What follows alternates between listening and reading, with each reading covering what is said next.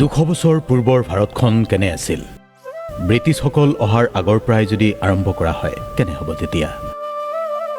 যদি 1800 চনত east India কোম্পানীৰ জৰিয়তে ব্ৰিটিছৰ ভাৰতত প্ৰৱেশ হৈছিল তাৰ পূৰ্বৰ পৰাই আছিল কাহিনীৰ আৰম্ভণি মানে আৰম্ভণিৰ পূৰ্বেও অন্য এটা আৰম্ভণি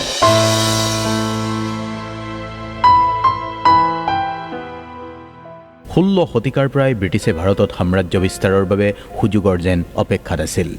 মোগল সাম্ৰাজ্যৰ দুৰ্বলতাৰ সুযোগ লৈ ভাৰতত প্ৰভুত্ব আৰম্ভ হৈছিল ইষ্ট ইণ্ডিয়া কোম্পানীৰ জৰিয়তে মনত ৰাখিব আজিৰ পৰা 200 বা 220 বছৰ পূৰ্বৰ ভাৰতত এতিয়া আপোনাৰ বিচৰণ আৰম্ভ হৈছে মানে আজিৰ আধুনিক পৃথিৱীত কল্পনা কৰা টাইম মেচিনত আপুনি আৰম্ভ কৰিছে এক অনন্য যাত্ৰা অতীতৰ ভাৰতত এভুমুখী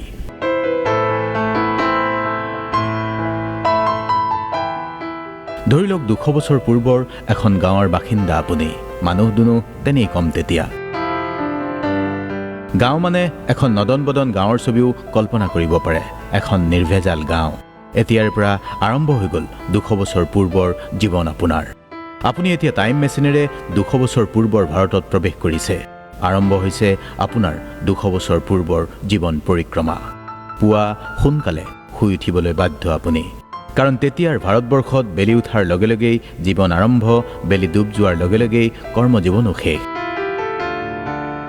এতিয়াৰ যে আৰামদায়ক জীৱনত আপুনি পুৱা 8 বজা পৰ্যন্ত শুই থাকে সেইটো তেতিয়া নাছিল বা নহব আপুনি ক'ত আছিল এইখন গাঁৱত পুৱা শুই উঠিলে টুথপেষ্ট টুথব্ৰাছ এইবোৰ আপুনি বিচাৰিলে নহব দাঁত মাজিবলৈ আপুনি ব্যৱহাৰ কৰিব লাগিব নিম গছৰ ঠাৰি বা এঙাৰ তাৰপিছত একাপ চাহ না ব্ৰিটিছসকলেহে আমাৰ দেশত চাহক বেছি পপুলাৰ ড্ৰিংক কৰি পেলালে এনেকুৱা নহয় যে তেতিয়া চাহৰ একেবাৰে প্ৰচলন নাছিল 12 শতিকাতেই আমাৰ দেশত চিংফু আৰু খামতিসকলৰ মাজত চাহৰ প্ৰচলন আছিল কিন্তু পুৰণি ভাৰতবৰ্ষত বেছিভাগ মানুহৰে পুৱাৰ ড্ৰিংক আছিল শীতৰ দিনত একাপ গৰম গাখীৰ আৰু গৰমৰ দিনত একাপ দৈ বা লস্সি এনেকুৱাই আৰম্ভণি পুৱাটোত আপোনাৰ তাৰপিছত কাম কৰিব লাগিবই আপুনি তেতিয়া আকৌ ইচ্ছামতে কাম কৰাৰ ব্যৱস্থা নাছিল জাতিভেদ প্ৰথা আছিল একেবাৰে তুংগত আপুনি যদি কৃষক খেতি পথাৰত হাল বাব লাগিব কমাৰ যদি লুৰ কাম কৰিব লাগিব ধুবি যদি ধোবাৰ কাম কৰিব লাগিব বস্য যদি ব্যৱসায় বাণিজ্যনো কি আৰু এই ধৰক ধান বা ঘেঁহু বেচা কিনা আৰু যদি আপুনি কুমাৰ মাটিৰ চাকত বাচন বৰ্তন প্ৰস্তুত কৰিবই লাগিব মানুহে খোৱা বোৱাত ব্যৱহাৰ কৰা বেছিভাগ বাচনেই আছিল মাটি তাম আৰু কাঁহ পিতলৰ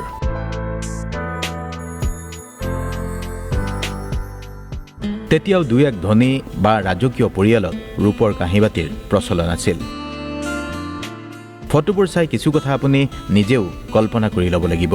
গ্ৰাম্য জীৱনত 200 বছৰ পূৰ্বৰ ভাৰতত এনেকুৱাই জীৱন পৰিক্ৰমা আছিল বুলি আজি আপুনি কল্পনা কৰিব পাৰে দিনটো আছিল কঠোৰ ঘৰ্মাক্ত পৰিশ্ৰম পুৱা শুই উঠি বেলি লহিওৱালৈকে কেৱল কাম আৰু গধূলি হ'লেই পৰিৱেশ বেলেগ কাৰেণ্ট নাই 1879 চন মানতহে কাৰেণ্ট আহিছিল মানে কলকাতাত প্ৰথমটো বাল্ব জ্বলাই চাইছিল ব্ৰিটিছে গতিকে তাৰ আগত টিপ চাকি জ্বলে ঘৰবোৰত পিছলৈ মেন্থল লাইট বা লেম্পৰ ব্যৱহাৰ হ'ল কিন্তু গধূলি বেছিভাগেই পূজাপাঠ ভজন কীৰ্তনৰ মাজতেই সময় পাৰ কৰিছিল আমাৰ পূৰ্বপুৰুষে আমোদ প্ৰমোদৰ যিহেতু বেলেগ ব্যৱস্থা নাই গতিকে গধূলি সোনকালে খাই বৈ শুই দিয়াটোৱে এক অঘোষিত নিয়ম আছিল পুৱা শুই উঠি আকৌ কাম আৰম্ভ কৰিবই লাগিব কাম ভালকৈ নকৰিলে খোৱামুঠিৰ চিন্তা হ'ব গতিকে কাম আৰু কঠোৰ ঘৰ্মাক্ত পৰিশ্ৰম তাৰ যেন বিকল্প নাই তাৰপিছত এই যে কথাখিনি কৈ যাওঁতে আপুনি ছবিখিনি দেখি গৈ আছে 2-4খন পুৰণি ফটো দেখিছে ফটোত দেখা ছবিত দেখা মানুহবোৰ মন কৰিছেনে কি পিন্ধিছে তেওঁলোকে বেগবোকা কি আছিল বেছিভাগৰে পিন্ধনত আছিল ধুতি গামোচা কুৰ্তা ব্ৰিটিছসকল অহাৰ পিছত যেনিবা চাৰ্ট পেণ্টটো আহিল পিছলৈ কোট পেণ্টটো আহিল কিন্তু তাৰ আগলৈকে আমাৰ দেশৰ মানুহৰ গাত এয়াই কাপোৰ ধুতি কুৰ্তা গামোচা শীতৰ দিনত এৰী চাদৰ এইবোৰেই আছিল পোছাক ব্ৰিটিছ অহাৰ পিছত আমাৰ বহুতেই পশ্চিমীয়া ধং গ্ৰহণ কৰিলে পশ্চিমীয়া দেশক অনুসৰণ কৰি চাৰ্ট পেণ্ট পিন্ধিবলৈ ল'লে বাৰু পশ্চিমীয়া বতাহৰ আমদানিৰ আঁৰত থকা ৰাজনীতিৰ কথা আজি আপোনাক ক'ব খোজা নাই এতিয়া চাওকচোন এই ভিডিঅ'টো কেতিয়াৰ ভিডিঅ' জনাৰ উপায় নাই নাজানিলেও কোনো কথা নাই কিন্তু কিবা অনুমান কৰিব পাৰিছেনে কি দিন আছিল সেইবোৰ কি আছিল মানুহবোৰৰ চকুৱে মুখে একো একোটা কাহিনী একো একোটা চৰিত্ৰৰ কাহিনীবোৰ চাগে আজি উপন্যাস লিখিব পৰা হ'ব প্ৰতিজন মানুহৰে একো একোটা উপন্যাসপম কাহিনী আছিল ইমানখিনিলৈকে গাঁৱত বিচৰণ কৰিলে চহৰলৈ অলপ নাযায় নেকি চহৰবোৰো আছিল এনেকুৱা মানুহটোনো তেনেই কম ট্ৰাফিক জাম হ'ব পৰাকৈ তেতিয়া গাড়ীয়ে নাই চহৰৰ ৰাজপথত ঘোঁৰা গাড়ী হাতী বা গৰু গাড়ীত উঠি যোৱাসকলে বুকু ভিন্দাই যাব পাৰে বুকু ভিন্দাই চহৰৰ ৰাজপথত ঘোঁৰা মানুহ তেতিয়াও আছিল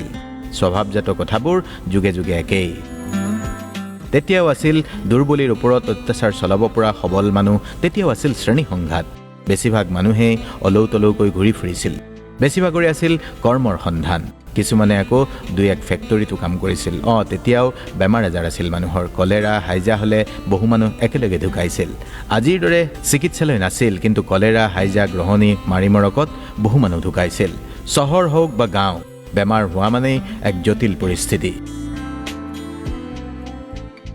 কিন্তু এটা কথা গুৰুত্বপূৰ্ণ তেতিয়া মানুহৰ খোৱা লোৱা ভাল আছিল নিৰ্ভেজাল খাইছিল স্বাস্থ্য পাতিও আজিতকৈ বহু বেছি ভাল আছিল আজিৰ তাৰিখত ফেক্টৰীত মেচিনে কৰা কামবোৰ মানুহেই কৰিছিল এক অৰ্থত ঘৰ্মাক্ত কঠোৰ পৰিশ্ৰমৰ মাজত মানুহে খোৱা মুঠিৰ আনন্দই পাইছিল সুকীয়া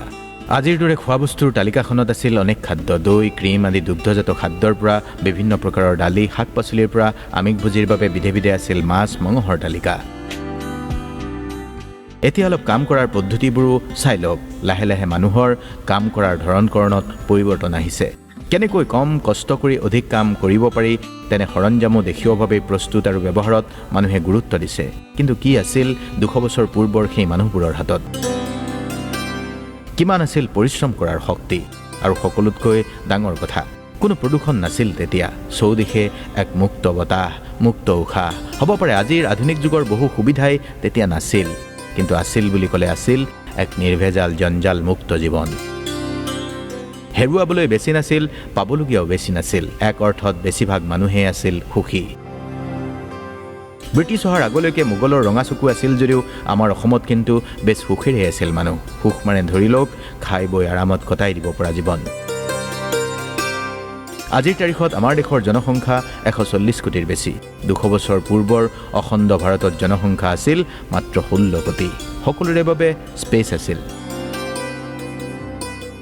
এতিয়া ইমানখিনি কলোৱে যেতিয়া আজিৰ পৃথিৱীলৈ ঘূৰি আহিব লাগিব আপুনি বলক এতিয়া ঘূৰি আহোঁ আজিৰ পৃথিৱীলৈ আজিৰ পৃথিৱীখন যিমান জটিল সিমানেই সৰল আছিল 200 বছৰ পূৰ্বৰ ভাৰতৰ সেই মানুহবোৰ আজিও সেই সৰলতাৰ প্ৰয়োজন আছে আপোনাৰ মোৰ যান্ত্ৰিক পৃথিৱীত সৰলতা মানে দুৰ্বলতা নহয় সৰল মানুহবোৰে কৰা প্ৰায় 200 বছৰীয়া স্বাধীনতা সংগ্ৰামৰ পিছতেই আমাৰ দেশ স্বাধীন হৈছে ব্ৰিটিছক খেদি এখন মুক্ত গণতান্ত্ৰিক দেশৰ বাসিন্দা হৈছে সকলো আপুনি ময়ো সেই বাটেৰেই বাট বুলিছোঁ আজি কেৱল কল্পনাৰ পাখি লগাই 200 বছৰ পূৰ্বৰ ভাৰতখনত এটা ভুমুকি মাৰিছোঁ কেনে পালে জনাব